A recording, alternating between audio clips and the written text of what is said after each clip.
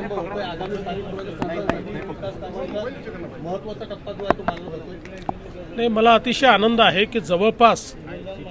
3000 कोटी रुपयाच्या विकास कामाचा शुभारंभ आज अकोल्यामध्ये आपण करतो आहोत आणि इरिगेशनपासनं तर वीज निर्मितीपर्यंत, रस्त्यांपासनं तर महिला बालविकासापर्यंत आणि क्रीडापासनं तर त्या ठिकाणी ज्याला आपण थिएटर म्हणू शकतो अशा प्रकारच्या नाट्यगृहापर्यंत अशा सगळ्या प्रकारच्या विकासाच्या कामाचं जी मुहूर्तमेढ आज अकोल्यामध्ये आपण केलेली आहे।